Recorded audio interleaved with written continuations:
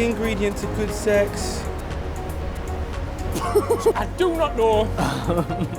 I'm not even gonna comment. A big what, Good sir? sexual relationship. Of course you said that. Definitely understanding expectations. I think you have to work at it a bit to make sure it happens. The key to a good sexual relationship in a marriage.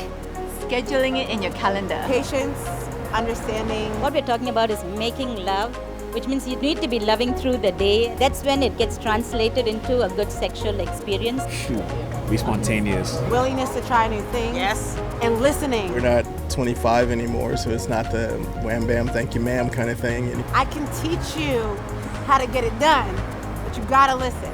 You gotta listen. Man, it gets better with age.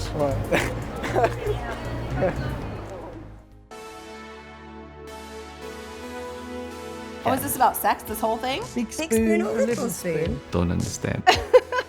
Is that the same meaning of the question as we understand? What do you love most about your body? About my body?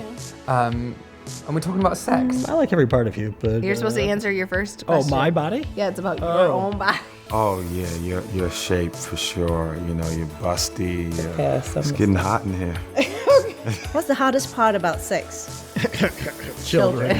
Answering that. Anatomically? Traditional or adventurous? Oh my I don't think we have like the time to be adventurous. Somewhere in between. Somewhere in between. On a scale of 1 to 10, how happy are you with your sex life right now? I would say 8. I'm about a 10. I'm pretty fulfilled. I'm a happy man. Sometimes it is 1. Wrong answer. 7, You can't use 7. 7. 8, 7, 8. Why can't you use 7? It's 1 to 10. Because everybody uses 7 as a comfortable No. answer. Yeah. 8.5 is really good. 8.5. I'm a glowing 10, baby. If your sex life had a soundtrack, what would it be? Boys to Men. I'll make love to you. Barry White. Oh, moments of love. Alexa, You- put on the you just acoustic put that- sex playlist. On the 20th of July 1969, as the commander of Apollo 11, Neil Armstrong climbed down the ladder of his lunar module and became the first man to step onto the moon. As he did so, he uttered the immortal line, "That's one small step for man, one giant leap for mankind." But the story goes that as Armstrong was getting ready to leave and step back onto the ladder, he made the enigmatic remark, "Good luck, Mr. Gorski." NASA Mission Control assumed he was referencing a rival Soviet cosmonaut, but as hard as they looked, they couldn't find the name anywhere. Besieged by questions on his return, Armstrong refused to reveal the identity of Mr. Gorski. Decades passed, and still the question remained unresolved. But then, in 2005, a full 36 years later, Mr. Gorski passed away, and so Neil Armstrong finally felt he was free to tell the whole story. As a boy in the 1930s, he'd grown up in a small Midwest town. He told of how one day he was playing baseball with his friend and had hit the ball into his neighbour's garden. The neighbours were called Mr. and Mrs. Gorski. As he was picking up the ball outside their bedroom window, the young Neil Armstrong heard Mrs. Gorski yell at Mr. Gorski, "Sex? You want sex? You'll get sex when the kid next door walks on the moon." Thus, many years later, no doubt with a broad grin inside his space helmet, Neil Armstrong sent those special wishes to a man in Ohio from the surface of the moon. Good luck, Mr. Gorski. In this session, we're going to be looking at how we keep the spark alive in our sexual relationship, or how we can restore that spark if we feel we've lost it. We've left this topic of sex until this stage of the course because every other part of our marriage affects our sexual relationship, just as our sexual relationship affects every other part of our marriage. But that doesn't mean it's always easy.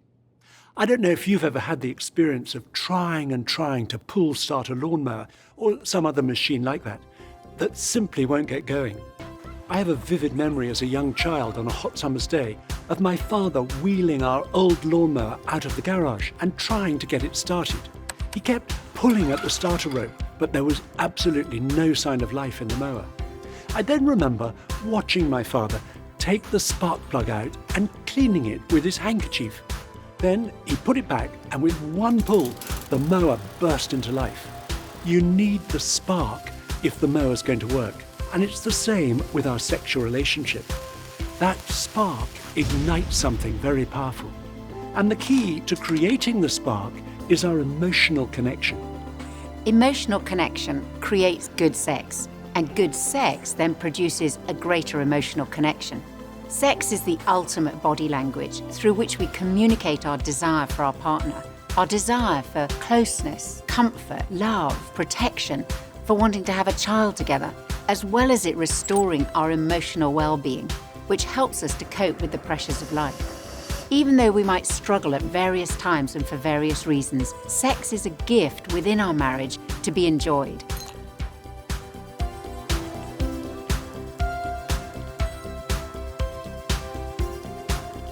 We're going to look at 5 secrets to keep the spark alive in our sexual relationship. And the first secret is the importance of speaking to each other. Now, we want to say at the outset, we recognize that talking about our sex life, even with our partner, can be difficult because it's a deeply private area of our lives, and it requires us to be vulnerable with each other. And we want to reassure any of you who are feeling nervous about this session that if you make a start, even a small one, it can be the beginning of a process of talking that will gradually get easier. Unlike in most movies, sex in real life isn't always fantastic. For all of us, our sex life will go through good times and difficult times. The issues that stop the spark often have nothing to do with sex whatsoever. Couples may struggle as a result of the different pressures that they face at different times in their lives. Anxiety and stress will always work against a good sexual relationship. It could be from a very stressful job, or it could be an illness or a bereavement. Pressure comes when a couple are struggling with infertility, and there are other pressures for couples with young children. Nikki and I can certainly identify with the pressures that having young children can bring.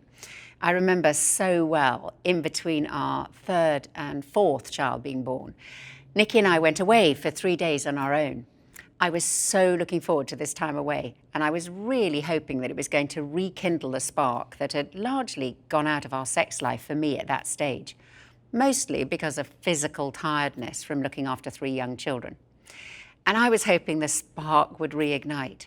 However, after the 2nd day, I remember feeling in total despair and wondering whether my body would ever be capable of responding in a sexually passionate way again. And I spent half of one night in tears, completely distraught about it. And it was only through talking and talking with Nikki that I felt he understood. And that made such a difference in getting through this difficult time together.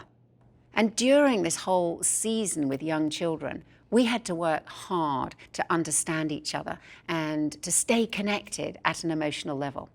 And it felt like a long time, and I think it wasn't actually until our youngest child was about 18 months old that my body went back to responding anything like normally again. If we failed to make time and space to talk about our feelings, it so easily leads to misunderstanding and feelings of isolation. You may find it hard to talk to each other because you're embarrassed, or your pride gets in the way as you feel you should just know instinctively what your partner enjoys. It's only through speaking about our sex life that we understand each other better, and that will increase our intimacy. And both men and women need to keep asking each other questions, such as, where, how do you most enjoy making love? What can I do for you? What turns you on? What turns you off? And are there things that I can do that will help to create a sense of emotional closeness and connection between us? Perhaps partly because of our upbringing, it was just a subject that you just didn't talk about. Yeah. You just don't talk about sex. You just do it. I remember when I reached about 13 or 14, my mum just basically one day very quietly shoved this pink book at me, and it basically said 101 questions about sex. And that was it. And that was the sum total of any discussion that we had at home with regards to sex. Coming from a culture, Middle Eastern culture, this is something that is a no-no thing. It took some time, actually, that we're comfortable talking about expectations and frustrations. And when we decide and we work on it, and we work on our intimacy in all levels, in emotional level. We start with emotional level for sure. I think when we do that, our intimacy is closer than ever. Started quite awkward, like during being in bed together, we would comment on something that we liked or we didn't like, and at the moment we felt really oh, he didn't Maybe like I'm doing it, something wrong. Yeah. I'll just turn and go to sleep. I think these awkward moments that we felt that are not proper paid off now after a few years, that if I didn't say out loud that I didn't like to be touched in that or that way, he would never learn that I didn't like to be touched that way. And it's just kind of being open about it. It builds our relationship much stronger when we actually just naturally speak about sex. When things aren't going so well in our sexual relationship, we can easily feel isolated and start to think, I must be the only one that is facing this kind of situation. We want to emphasize that the vast majority of problems couples face are common and solvable, and they don't mean the end of our sexual relationship, especially if we approach them together as a team. What I find interesting is that so many of the couples I work with say, we had a problem and suddenly weeks turned into months and months turned into years, and we thought that it would just sort itself out, but it didn't, because we couldn't find a way to discuss the subject because it felt unnatural for us, or we weren't comfortable talking about sex. It's really important, if you've been struggling with a sexual problem, something like erectile dysfunction or dyspareunia, so sexual pain, or vaginismus, that you go and see your family doctor. And it's important that you do this together, that you both take ownership for the fact that you want to seek help together, you want to create a good sex life together as a couple, and you go and support the other person in doing this. For many of the couples I work with, coming to see me is the first time they've actually talked about it, and having a third person there who's used to dealing with sexual problems all the time makes it more comfortable for them. And a lot of the work that I do is getting couples not to talk to me, but actually to face each other and to talk about what's going on for them. And this is often the first time that they've sat down with their partner and really talked about why they're struggling and some of the reasons that they may be struggling. There's lots of help out there and lots of support that can make a real difference for couples. So it's important that we pull together as a team, that we're kind to one another, and that we seek help so that we can move through to a season where sex is really good.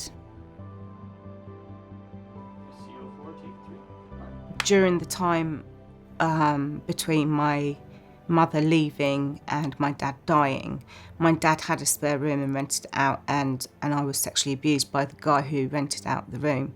And so that massively impacted then how I was in relationships. I wanted to be connected to someone, but I just physically and emotionally couldn't do it. And I ended up having a lot of counselling, and it was almost like as soon as I came out of the counselling, after 2 years of really intense, I met Phil. When we first started having a sexual relationship, I know that there were times that I would actually flash back to my abuse in the middle of it, and there were times, particularly at the beginning, when I'd just say, I just can't. And I really had to work very hard on saying to myself, Phil's my husband, he loves me, he's going to care for me, he's not going to hurt me.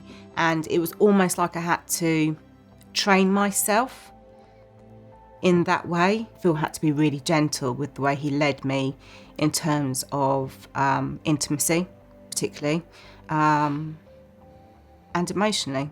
To not be gentle, not be aware of the issues affecting you would be just against the whole essence of, isn't it? Yeah. Because then, really, the pleasure is in knowing that you're deriving pleasure from us being together just as much as I am. Yeah. If it's all take, then that actually isn't what intimacy is about, is it? That's just gratification. It's not sort of two-way equal footing, is it? If you've had any kind of negative sexual experience or abuse in your past and it's affecting your relationship, we'd encourage you to get some help. For some people, a helpful catalyst for starting to talk about sex, including any problems you might be facing, is to get a book about building a good sex life. We recommend some on our website.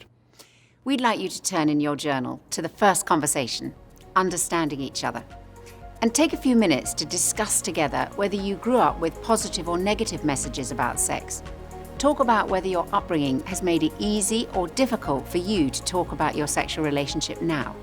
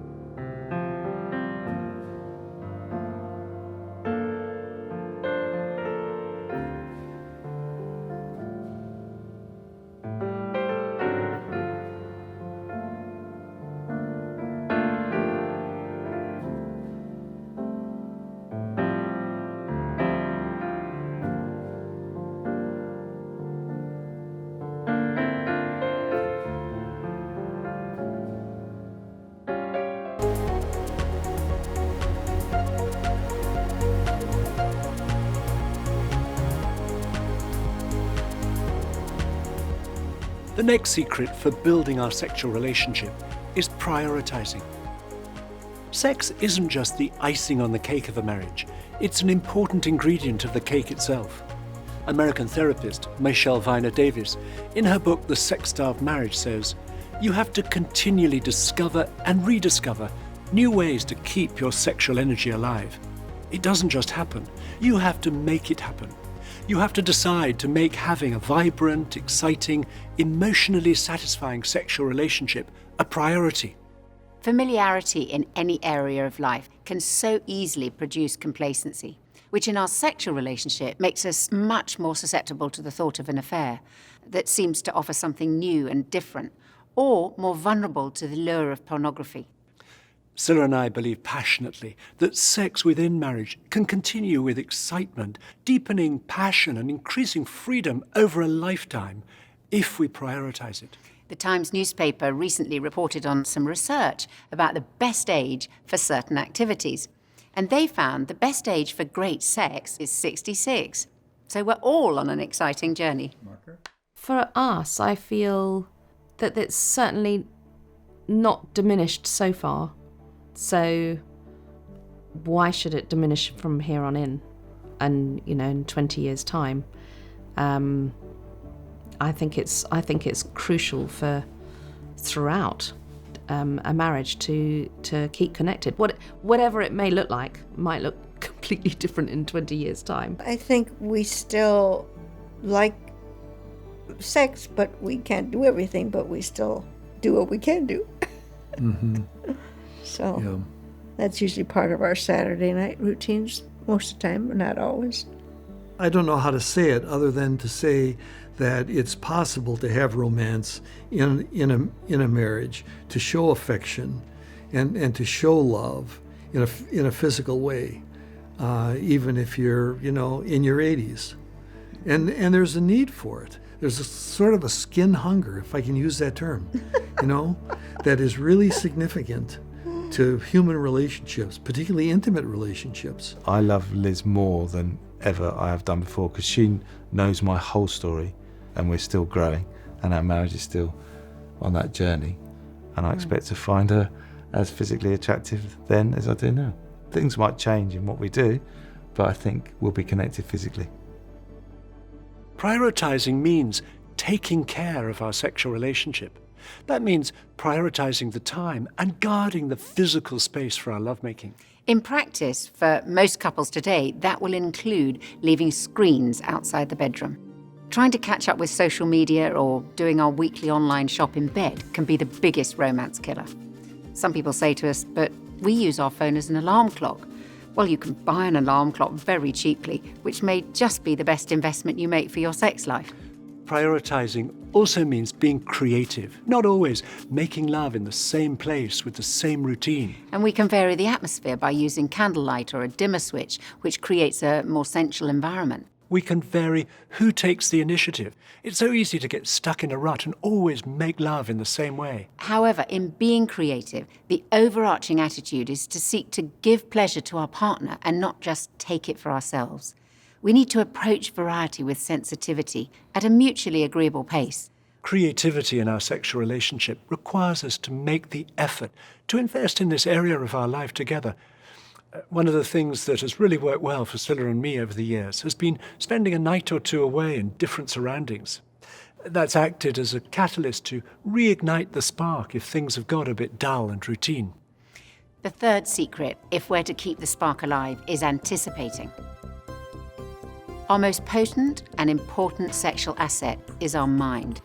Having our own private language and private signals around sex sparks thoughts that create anticipation and build desire. And good sex doesn't start when we climb into bed at the end of the day. As one person said, the best sex starts at breakfast.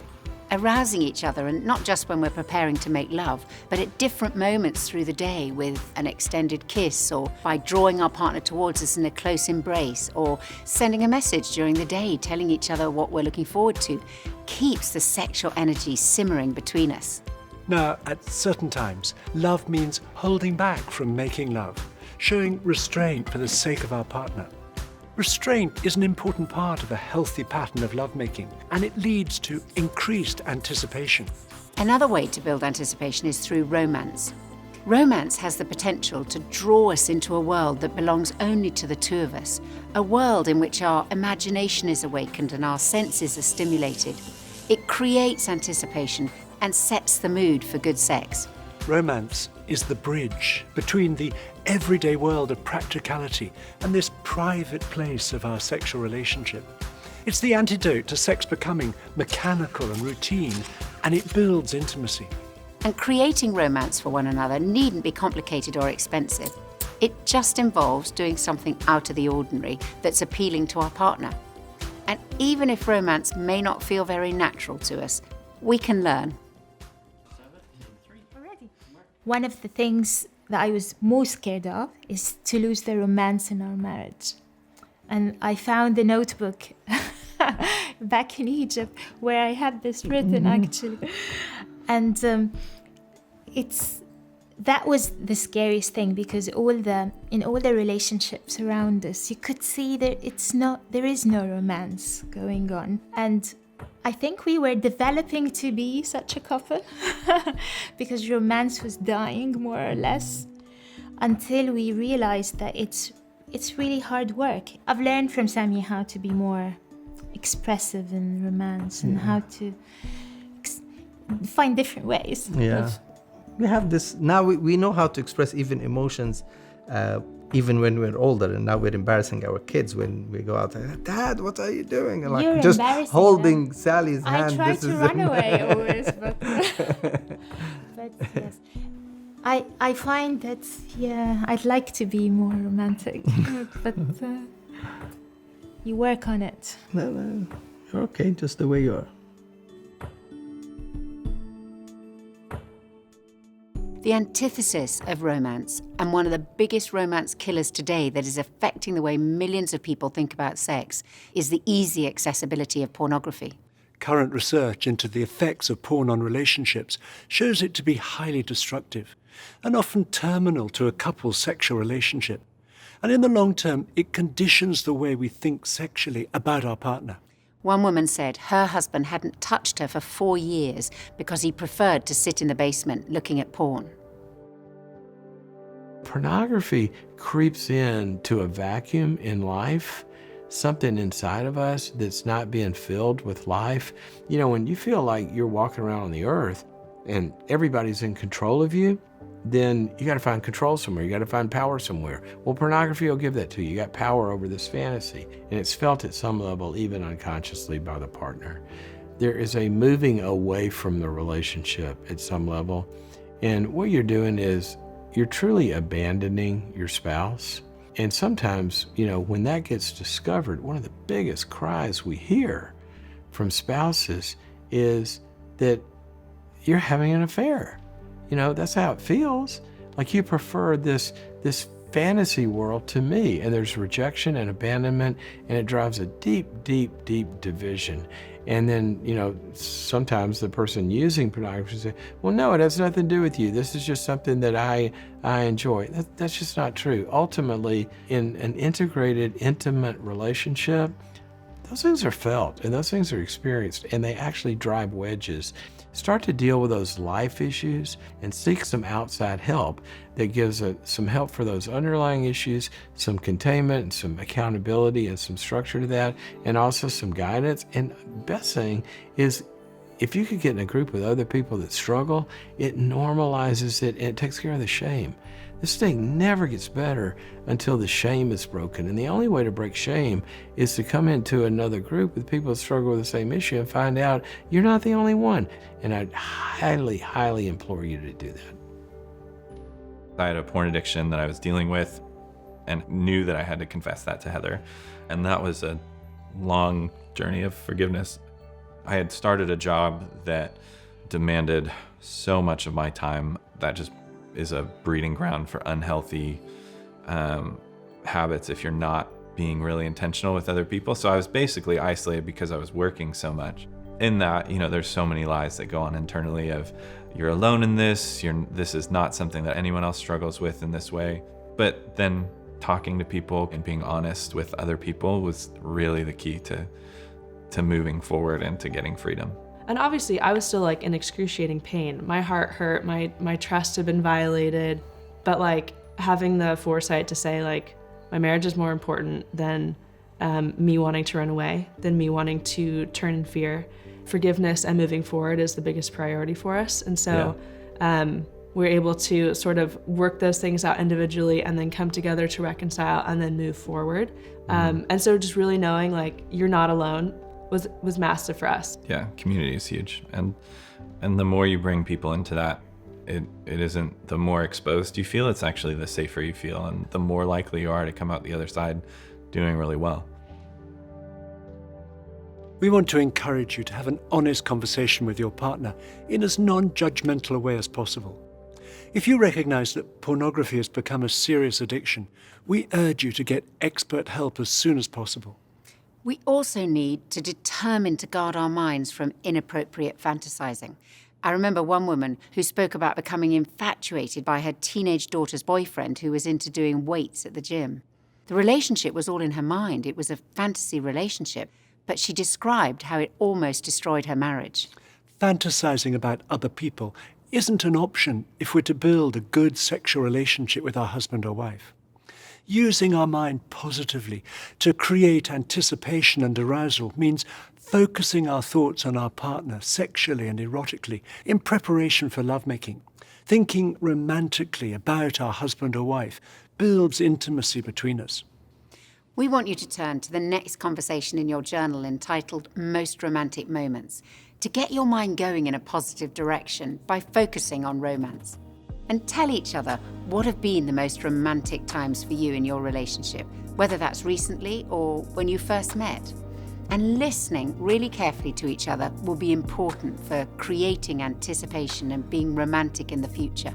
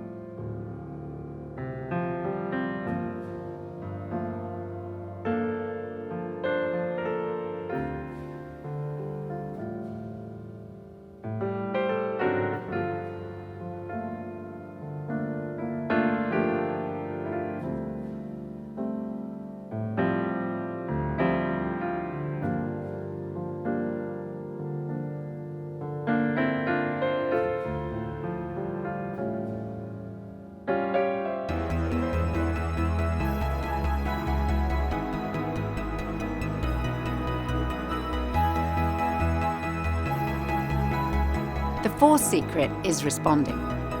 Recognizing what a powerful gift we have to give each other through our sexual relationship is a vital part of a marriage. In a survey, 1,000 married couples were asked questions about sexual responsiveness within their marriage. And the survey found that 75% of the husbands interviewed and 25% of the wives wanted more and better sex, by which they meant wanting their partner to be more responsive and to show their desire for them. Many people don't realise that the way they respond sexually can have a huge emotional impact on their partner. One husband from that survey spoke for many men when he said, "When she says no, I feel that I'm rejected. No is not no to sex, as she might feel. It's no to me as I am. And I'm vulnerable as I ask or initiate." And when we as wives understand this and show our desire for our husband, we're communicating our love for him in a very powerful way. Not just on a physical level, but at a deep emotional level too.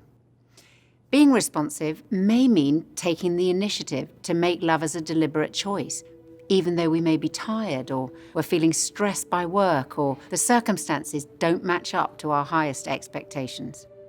For most women, and for a significant number of men, sex starts as a decision and then arousal follows.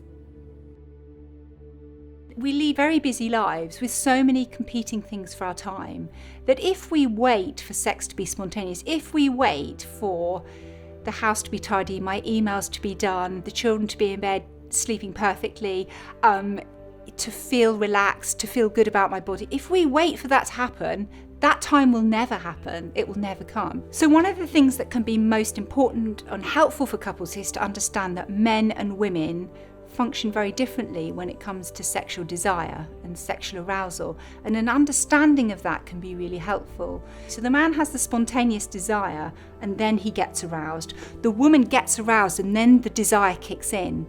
So if we're intentional about having sex and we've talked to our partner about planning it in, then it can be something that is in our mind, that it isn't suddenly we find ourselves in a situation where we're expected to be responsive. Our responsiveness can start in our minds, and that can be really helpful in terms of recognising that there's an expectation in our partner that this is when we're going to be intimate, but possibly more importantly that we recognise that there's an expectation in ourselves that this is what we've committed to, and therefore we need to take ownership about what will help us to enjoy that experience. How are we going to be fully engaged? If I've committed to be intentional with my partner about having sexual intimacy at a given time, what do I need to do in the run-up to that to get myself in the right frame of mind? And if we're fully invested, we're much more likely to enjoy it because we will be connecting our head with our body, the arousal circuit will be connected, and then we're much more likely to enjoy what we're doing with our partner and what we're experiencing in our bodies. Responding sexually can give our partner an amazing sense of confidence and well-being about life. However, responsiveness requires a climate of trust between us. Trust is the foundation of a good sexual relationship, as sex requires the ability to feel free to give ourselves completely to our partner, to let go both physically and emotionally. This is challenging for many people and only happens where there is deep trust. Any unresolved hurt between us will undermine trust and must be healed, not least for the sake of our sexual relationship.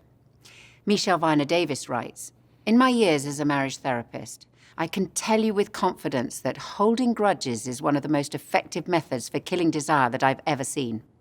Sometimes letting go of the past feels like an impossible feat, especially when the hurt is enormous. But letting go of the past is possible through choosing to forgive.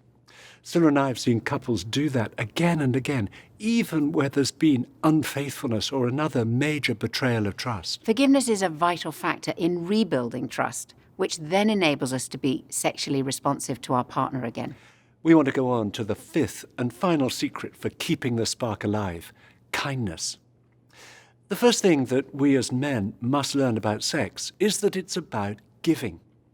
I had a speaker called Tom Nelson say this: physically, many men can be ready anytime, any place. But a man cannot be a good lover unless he's helped with the washing up, filled the car up with fuel, taken out the rubbish and been sensitive towards his wife's needs. Kindness means not only showing support in practical ways, but also taking time to tune into our wife's emotional needs. Psychologists consistently tell us that men and women are wired differently when it comes to sexual arousal. We found a diagram which illustrates something of these differences. The top half is the man, and you can see the on-off switch is very clear. And the bottom half is the woman, where it's slightly more complicated. And as one man on the marriage course said to us, what's more, the wiring gets changed about every 2 weeks.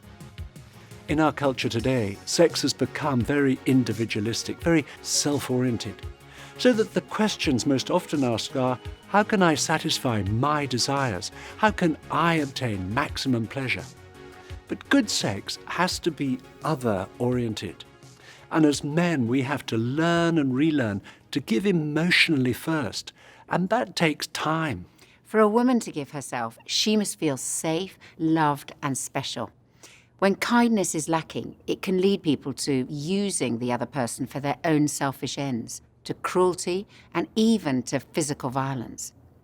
According to the UN, violence against women currently affects 1 in 3 women worldwide. And most terrible of all is that some of that takes place in the bedroom. The bedroom is where we make ourselves ultimately vulnerable, where we're most intimate with each other. The bedroom should be the place where a woman knows that here she is safe and loved. Here she'll be treated kindly and tenderly. Here she'll be cherished by a man who knows her like no other. Being kind might mean we need to increase gentle touching, being affectionate, holding hands, putting an arm around our partner's shoulder, giving a hug or brushing each other as we pass. If a man only touches his wife when he wants sex, he sends a terrible signal. His wife will feel used rather than loved, and this can lead to no physical contact at all as his wife backs off, in case it's interpreted by her husband as an encouragement for sex. Finally, for both men and women, being kind with our words has a huge impact on our lovemaking. There's a very strong link between building each other's self-esteem and building an intimate sexual relationship. We need to make it a rule never to criticize our husband or wife's natural shape, nor to compare their body to the images of apparent perfection we see on magazine covers, in advertisements, and on many social media feeds, which in reality are impossible to achieve, even for the models themselves. Instead, we mustn't stop telling our partner what we love about their body, because good sex requires self-confidence. Our kind words will build confidence in our partner. At the same time, we need to take care of our own bodies for each other's sake. Most people, when they're engaged, go to great lengths to keep fit and healthy and look good, especially for their wedding. But then, sadly, once married, some people stop making an effort. As far as our health allows, making the effort to stay fit and to be attractive to our partner within marriage is a way of being kind and will build our intimacy. We go to the gym together every morning to try to be fit for one another. Hygiene's big. I throw on cologne. She throws on perfume that she knows I like. We even made a pact of let's keep it sexy. We That's what we say. We say let's keep it sexy, and it's because we want to be attractive for each other. You know, I say if I can't gain weight, then you can't gain weight. You know, this is like a two-way street. Definitely, if we're going out on a date, we kind of like amp it up. But I would say on a regular basis, that's just like we're children of what, like coordinated generation. so it's just a natural core value for us. And for us, it's important, you know, health-wise. Yeah. And we want to stay attracted to each other. And it's not about a vanity thing. It's I want to feel good, and I also want to look attractive for my husband. I think one of our philosophies is, what do we do to get each other? Right. We need to also keep that high quality to keep each other. So that's big to us. And it's not big for everybody, but for us it definitely is. The next conversation in your journal, Talking About Sex, is an opportunity to discuss your hopes and fears with each other. We suggest you write something in answer to the questions in A, B, and C that are relevant to you.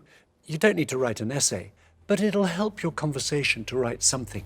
And then show each other what you've written and start to talk about what you've each put. And for some of you, that'll be very difficult, but we want to encourage you to start where you feel able and it'll become easier.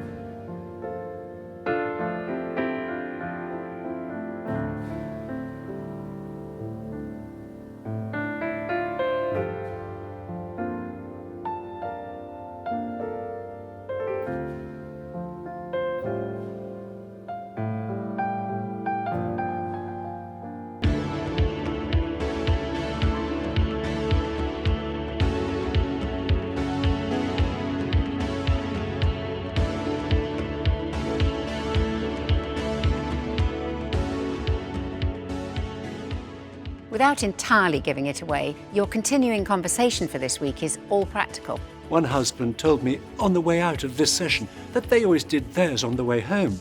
It wasn't until they were on the train that they saw in their journal what it involved. We've spent this session looking at how we keep the spark alive. In this final part, we want to look at how we protect the flame of our sexual relationship. A flame with little emotional connection burns out quickly, while the same flame with a large amount of emotional connection will burn for a long time, and the connection feeds and protects this flame. It's our emotional connection with each other that ultimately maintains our sexual attraction to each other. You'll have heard it said, the grass is always greener on the other side of the fence. There's another, much truer saying, the grass will be greener where you water it. Nurturing our emotional connection keeps the flame alive over the long haul. Laura, take 2, Parker.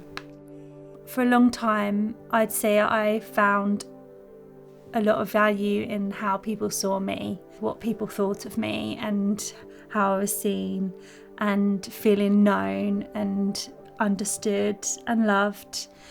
As I wasn't getting that from Mark, I started going to other people to kind of get that affirmation, and that kind of drew me away from my marriage. I just wanted to split up, and I kind of moved away from Mark. A whole kind of different things, almost like a perfect storm, different variables came into our lives that meant that we drifted further and further apart. At that point, it felt very much like it's because Laura's walked out on me. But I began to realise more and more just how much I'd contributed to the breakdown in our marriage. I tried really hard to listen and see how it made Laura feel, and try and put myself in her shoes. And then I could begin to take responsibility for that and say, well, that's something that I have the power to change, and I need to change for the sake of our marriage, and so that Laura feels good when I talk to her and not awful. One of the main things is that I saw that he was going to stand by me, he had stood by me. He had fought for me when I was walking away, and that, for me, that was an incredible thing to see him and to know that love from him. You know, it wasn't easy, but it was the best decision I've ever made in my life, to walk towards Mark rather than away. Protecting the flame of our sexual relationship is vital, as none of us is exempt from the danger of an affair. In order to protect the flame, we need to take practical steps to affair-proof our marriage. The first step is build each other up. The most common cause of affairs is a failure to meet each other's emotional needs for encouragement, affection, attention, and so on. An actress who co-starred with a Hollywood superstar was asked if she found him sexy. She replied, "I tend not to look at men in that way since I got married. That antenna is no longer alive in me. I'm very loved by my husband, so I don't really feel the need to get that sort of attention from other men. My husband provides all that." The second step to affair-proof our marriage is set boundaries. Infidelity starts and stops in the mind. We can't help ourselves being attracted to other people, but we can decide whether or not to entertain such thoughts. Jesus' words offer the best protection. You've heard that it was said, "Do not commit adultery." But I tell you that anyone who looks at a woman lustfully has already committed adultery with her in his heart. As one man put it, the difference between simply looking at a woman and looking at her lustfully is usually about 5 seconds. But many affairs begin not with immediate sexual attraction, but through intimate conversation. Physical adultery is usually preceded by emotional adultery. A woman whose marriage was threatened by an email relationship with another married man wrote to us, "My emotional soulmate relationship transferred to the emails, and I couldn't wait to open my inbox. I was spending hours every day emailing this other person, and I ceased to communicate with my husband." If we feel attracted, setting a boundary might mean avoiding being alone together with a work colleague of the opposite sex, refusing an invitation to lunch, or not reconnecting online with people we were previously attracted to. And if we feel emotional intimacy developing, breaking off email correspondence or coming off social media. The third step to affair-proof our marriage is talk to someone about strong feelings. I remember 2 friends of ours in the first year of their marriage being very surprised when they both found themselves strongly attracted to other people. To start with, they didn't tell each other, but the longer they kept it secret, the more powerful the infatuation became. And it was only when they admitted it to each other that the bubble burst. If we find ourselves in a situation like that and we can't tell our husband or wife, then it's important to tell someone else if the feelings are overpowering. The fourth step to affair-proof our marriage is keep sex alive. Over the whole course of any marriage, at different times, husband and wife will have different levels of sexual desire, which can easily cause tension between them. I expect her to respond the way I respond, and she's like, no, and I was like, oh, okay, what do I do now, And so we've worked through that. We still haven't perfected it, but we talk about it. And I think feelings for men involve sex. How do we talk about that? And it's been really good for us just to be more open and seeing her side, her seeing my side, and coming to an understanding. Men don't need to connect in order to go there, and women do, I think. Yeah. Like, you can't be mad at me all day and then say, let's go, Yeah. And I said, no. So I've learned to take out the trash, to clean the house, to do That's when I know something's acts coming. of service. Something's up. Because that's what turns her on. Yeah. That's what triggers her feelings. Do I really care? I didn't know that. For a man to hear no, I've had to deal with that, because a man hears a no and feels like, you don't love me no more. And we've realized, no, it's not about love. She does love me. She's just not where I'm at. So how do I take her there? It's almost like she's a Ferrari that I don't understand. She's an amazing species, that's different. I've had to understand that, but she has to understand me. Mm-hmm. So how do I get help? And even we've seen doctors for help, just to help us in that aspect of keeping that fire alive, because sex is part of the fire, not everything, but it is. And it is part of marriage. It's part of marriage, and we both love it. We love it. We like it. It's just getting there, right? It's getting there. Kids. We get there differently. Life, we get there differently. So we've just had to learn how to get there differently. Yeah. And it's good. Keeping sex alive, guarding that flame, means remembering that to love is to give to each other, at times to show restraint, at others making the effort to initiate or to be responsive, even if we don't feel like it. Sexual desire won't stay at the same level. But as we increase the emotional intimacy between us, physical desire will usually return. We need to take a long view. This is a process of building or rebuilding our sexual relationship over the whole course of our marriage. Sometimes we need to go back to basics and rediscover the enjoyment of touching and being touched without the expectation of making love. And we want to encourage you that this vital ingredient of your relationship really is worth caring for and investing in. Before we end this session, we suggest you spend a minute or two telling your partner what was important for you in this session, and if there's an area where you'd like your partner's support. And it may be something you've realized for the first time. And if you need to say sorry to your partner for anything that you've done to spoil your sexual intimacy, or you want to express forgiveness to them, this would be a good moment. Then, if you're comfortable praying, say a short prayer for each other, either aloud or silently. Otherwise, express your support for your partner in some other way.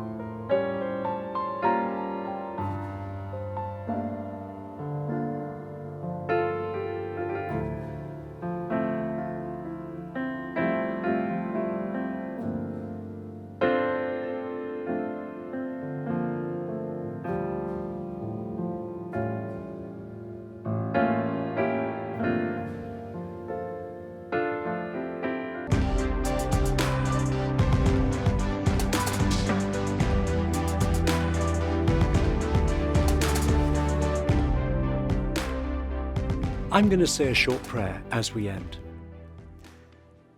Thank you, Lord, for the way you've made us, with all the complexity and subtlety of our sexual responses.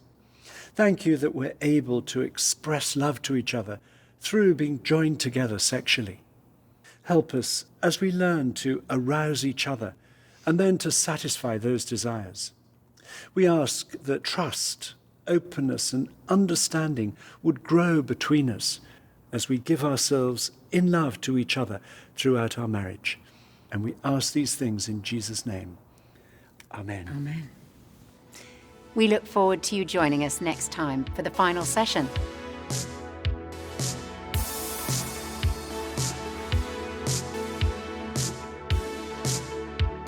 Let's talk about sex. So, the sex life. Awkward.